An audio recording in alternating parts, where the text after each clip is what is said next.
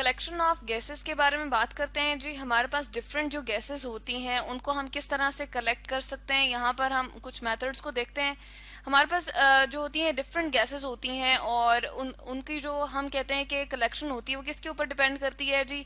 वो lighter than air है या फिर हैवियर देन एयर है, यानी कि वो हमारे पास मोर डेंसर है, भारी है। ठीक है, यहाँ पर हम लिखते हैं लाइटर देन एयर। अगर वो एयर से बहुत हल्की हो तो क्या होगा, हमारे पास जो है वो हम उसको डिफरेंट तरीके से, मतलब कि हम जार को यूज करेंगे, जो ग्लास जार होता है, और उसको उल्टा रखेंगे। ठीक है, क्योंकि वो ऊपर की तरफ मूव करेगी ना, हमारी जो गैस होगी वो क्या होगी, यहाँ पर एंटर होके ऊपर की तरफ मूव करेगी, क्योंकि एयर से वो लाइटर है तो ऊपर की तरफ वो जाएगी। ठीक है, तो यहाँ पर वो गैस जमा हो जाएगी, तो इसलिए हमें जार को उल्टा रखना पड़ेगा। ठीक है, अब दूसरी बात जो हम करते हैं कि अगर वो हैवियर देन क्या हो जी, हमारे पास एयर हो, यहाँ पर हम लिखते हैं HEAVIER, हैवियर देन एयर। हमारी जो आम हवा है, ठीक है, मौजूद है, उससे अगर क्या हो, हैवियर हो, ठीक है, तो क्या होगा, हमें जो है जार को सीधा रखना पड़ेगा और इस तरह से हम कलेक्ट कर लेंगे। ठीक है, तो ये हमारे पास मेन टू मेथड्स हैं। अब लेकिन एक और बात भी हमारे पास होती है कि बाज़ औक़ात हमारे पास अगर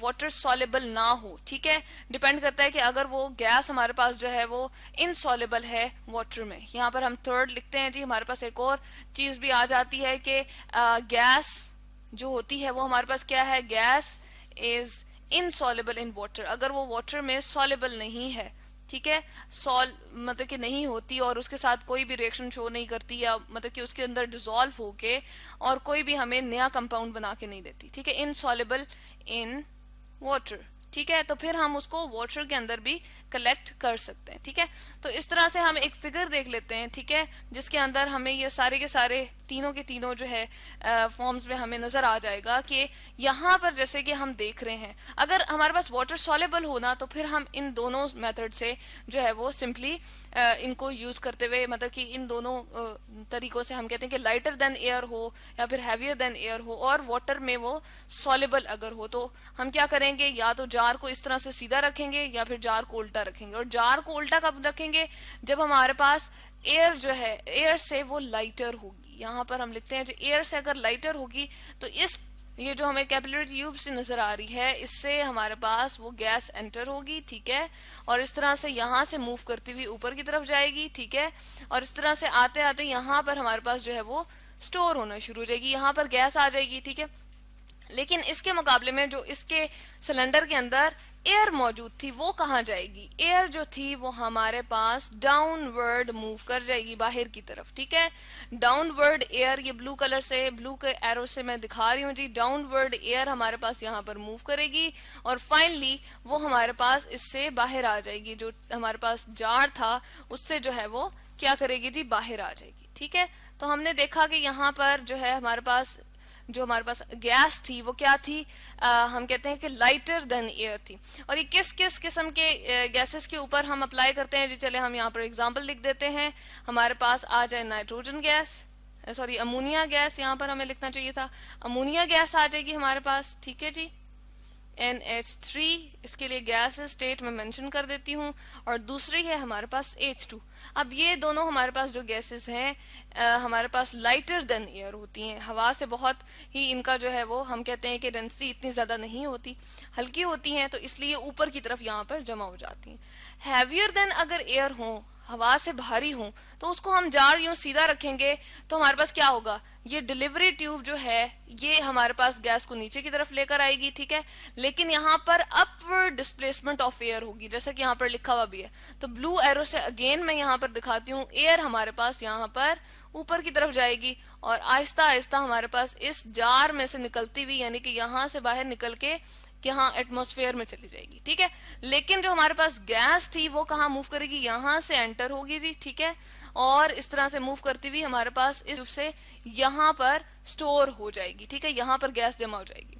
अब ये किन तरह की गैसेस के लिए हम यूज करते हैं, ये आ जाता है जी कार्बन डाइऑक्साइड के लिए मेथड हम यूज करते हैं, वो हैवियर देन हमारे पास एयर होती है। ठीक है, उसके बाद हमारे पास आ जाएगी क्लोरीन Cl2। ठीक है जी, उसके बाद आ जाएगी हमारे पास SO2 सल्फर डाइऑक्साइड। तो ये हैवियर देन एयर होती हैं गैसेस, इसलिए हम ये वाला मेथड यूज करते हैं। और ये वाली हमारे पास जो गैसेस होती हैं ये मे भी रिएक्ट कर सकती हैं वाटर से, इसलिए हम ये वाला मेथड जो है वो हम जो है वो लेते हैं, ठीक है। यानी कि कलेक्शन ऑफ गैसेस के लिए हम ये वाला जो है वो यूज करते हैं। अब ये वाला हम किस लिए ओवर द वाटर जो है मेथड यूज करते हैं, ये उन तरह की गैसेस के लिए यूज करते हैं जो इनसॉल्युबल होती हैं वाटर में, ठीक है। जैसे हमारे पास है जी ऑक्सीजन गैस की कलेक्शन के लिए हम ये वाला मेथड यूज करते हैं, ठीक है। यहाँ पर अब क्या होता है, यहाँ पर ऑक्सीजन प्रोड्यूस होती है, ठीक है जी। अब वो बहुत सारी हमारे पास गैसेस जो होती हैं इनसॉल्युबल भी होती हैं और साथ में कलरलेस होती हैं,